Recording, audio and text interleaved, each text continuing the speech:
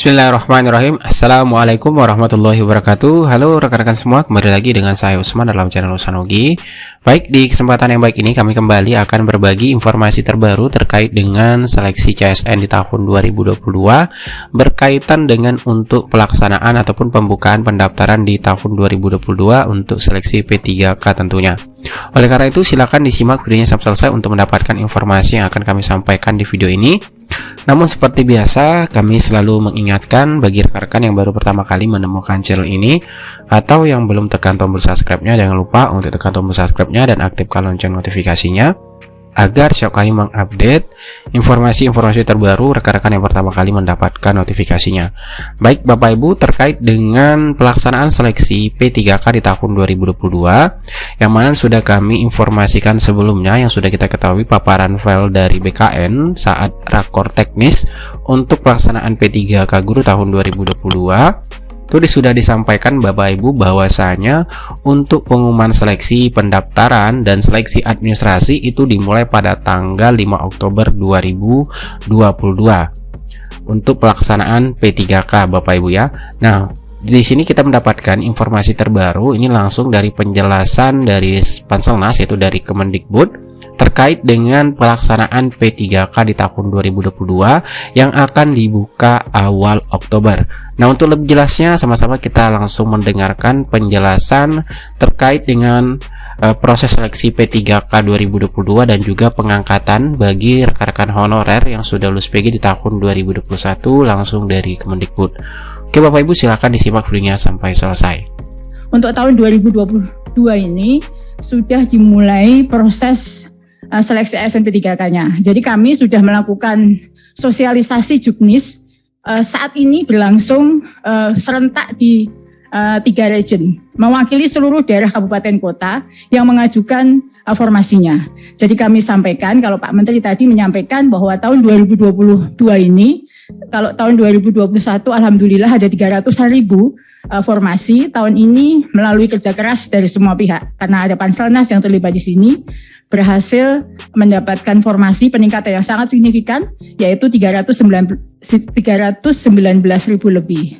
Dan tahun ini pada saat ini sudah mulai prosesnya. Insya Allah akan dimulai proses itu mulai bulan depan. Jadi kalau tadi Bu Sekjen menyampaikan anggaran akan digunakan dimulai awal bulan Oktober sampai Desember 2021. Harapannya seluruh proses dengan berbagai skema itu seluruh formasi 319.000 lebih akan terisi.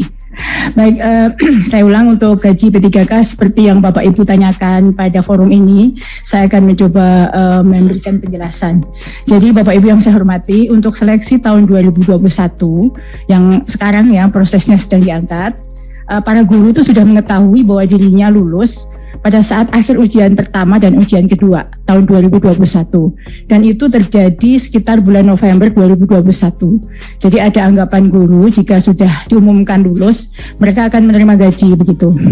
Karena kemarin juga ada pertanyaan kepada kami, kok 9 bulan gaji belum dibayarkan.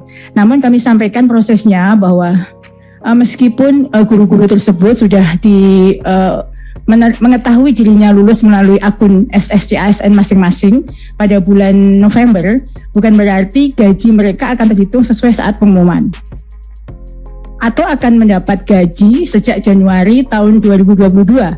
Meskipun dalam surat yang disampaikan oleh DJA kepada kepala daerah, gaji sudah mulai disediakan di DAU-nya masing-masing per Januari 2022. Kenapa? Karena ada proses pemberkasan seperti verbal berkas, pengajuan nomor induk ke BKN, serta proses pengangkatan dan penugasan di daerah masing-masing oleh pejabat pembuat komitmen. Nah, atau pemdanya masing-masing. Nah, pengumuman dari BKN sendiri itu setelah melalui proses yang panjang ya, mulai proses sesuai dengan yang ketentuan dalam peraturan perundangan atau proses sanggah, baru diumumkan tanggal 5 Januari. Sehingga proses paling cepat yang menurut perhitungan kami itu baru bisa diproses pemberkasan itu pertengahan Januari. Dan BKN memberikan kesempatan pemberkasan selama 3 bulan sampai bulan Maret. Sehingga paling cepat mereka baru akan diangkat paling cepat ya, Pemda yang sangat akomodatif akan mengangkat pada bulan April 2022. Namun berdasarkan data kami, itu rata-rata Pemda itu baru mengangkat pada bulan Juni atau Juli 2022. Sekaligus mungkin diperhitungkan mulai tahun ajaran baru. Sehingga jika proses administrasi kepegawaian berjalan baik, para guru tersebut baru akan menerima rapelnya pada bulan Oktober atau November. Jadi rapel itu tetap ada karena gaji itu sudah TMT sesuai dengan daerahnya masing-masing. Dan ini mungkin wajar saja karena di CPNS pun juga berlaku demikian, karena SK itu lebih dulu dibandingkan dengan SKTMT yang diperoleh oleh guru itu lebih dulu dibandingkan dengan aplikasi amrah gaji baik pusat maupun daerah. Namun demikian, sesuai dengan saran masukan pada forum ini, kami akan tetap berkoordinasi dengan pemerintah daerah dalam hal ini. Terima kasih Bu Nunu untuk penjelasan yang sangat lugas dan jelas. Beberapa klarifikasi mengenai topik guru, ini ada beberapa topik besar kan. Yang pertama guru, saya tidak akan bisa menjawab semua pertanyaan, tapi yang besar-besar dulu ya topiknya ya. Yang mengenai guru, tadi ada pertanyaan mengenai guru swasta lulus P3K kembali ke swasta. Kenyataannya adalah tidak bisa sesuai dengan undang-undang ASN.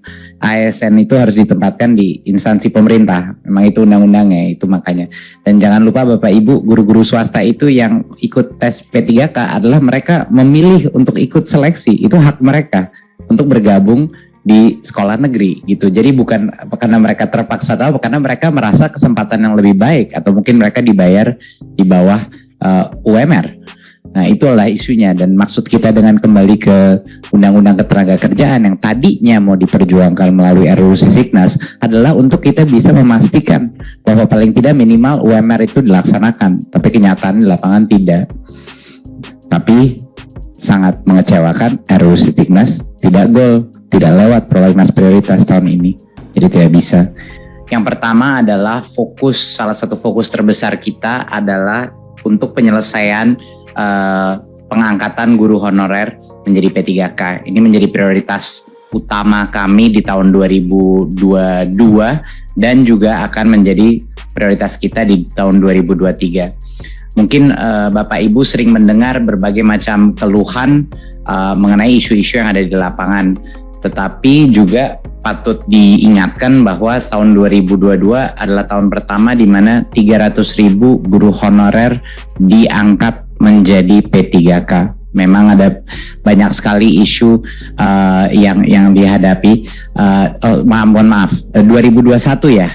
2021 sebenarnya diangkat 300.000 guru P3K dari guru honorer, dan di tahun 2022 berdasarkan formasi yang berhasil kami negosiasikan dengan Pemda dan juga Pan-RB, ini akan ada insya Allah 300.000 lagi guru honorer di tahun 2022 yang akan diangkat menjadi P3K.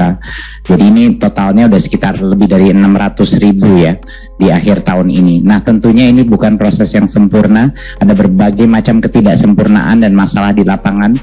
Kenyataannya sangat sulit untuk kita meyakinkan Pemda untuk bisa mengeluarkan formasi tersebut, dan karena formasi itu adalah haknya Pemda, mereka punya kekuasaan untuk tidak memberikan full angka formasi tersebut. Jadi itu adalah suatu pertarungan yang sangat berat bagi kami untuk terus menegosiasikan dengan semua daerah untuk formasi.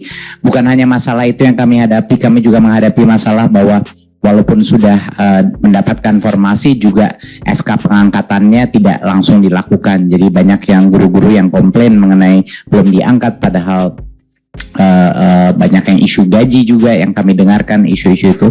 Dan ini menurut saya sangat penting untuk masyarakat dan juga anggota DPD Komite 3 untuk menyadari bahwa guru itu adalah dimiliki oleh Pemda, mereka yang merekrut, mereka yang sebenarnya memberikan gaji dan mengangkat SK daripada guru-guru tersebut. Nah, kami di Kemdikbudristek akan terus berjuang bersama Kemenpan RB beserta Kementerian Keuangan, dan berjuang atas nama guru-guru honorer tersebut untuk selalu mengakselerasi pengangkatan mereka dan juga mengakselerasi jumlah formasi yang ada. Ya, dan gaji guru P3K ini harus juga diingatkan sekali lagi, bahwa untuk tahun 2023 itu sudah disecure dalam anggaran transfer ke daerah dalam era PBN 2023. Itu adalah hasil perjuangan kita juga kepada Kementerian Keuangan. Jadi banyak sekali suara-suara di luar sana yang menyebut bahwa misalnya isu guru honorer ini tidak menjadi fokus daripada Kemendikbudristek. Jadi itu membingungkan sekali. Karena untuk pertama kalinya sekarang 600.000 guru honorer kita yang sudah berpuluh-puluh tahun bekerja akhirnya bisa menerima upah yang layak. Walaupun prosesnya tidak sempurna dan ada berbagai macam isu yang kita hadapi di Pemda-Pemda masing-masing, ini tetap saja adalah komitmen kita untuk menjadikan kesejahteraan guru itu prioritas utama kita. Jadi mohon Bapak Ibu DPD juga bisa membantu mengkomunikasikan DPD Komite 3 kepada konstituennya bahwa ini adalah prioritas utama kita gitu, walaupun banyak dependensi, banyak ketergantungan kepada Pemda dan kepada kementerian-kementerian lainnya. Oke, terima kasih Bapak Ibu. Itulah informasi yang dapat kami sampaikan pada rekan-rekan sekalian terkait dengan pelaksanaan seleksi CSN di tahun 2022. Jadi sama-sama kita menunggu untuk pembukaan pendaftaran nanti di awal Oktober 2022. Dan kalau kita cek sekarang ya Bapak Ibu, untuk portal SSCSN BKN itu kita tidak bisa akses ya Bapak Ibu untuk saat ini. Saat kami membuat video ini Bapak Ibu, itu tidak bisa diakses. Semoga ini pertanda bahwasanya P3K ataupun CSN, portal SSCSN BKN yang digunakan untuk proses pendaftaran nantinya akan segera diupdate untuk pelaksanaan seleksi CSN di tahun 2022, terkhusus untuk P3K guru, P3K non guru, yaitu untuk P3K kesehatan, P3K teknis. Oke, semoga informasi ini bermanfaat. Wassalamualaikum warahmatullahi wabarakatuh.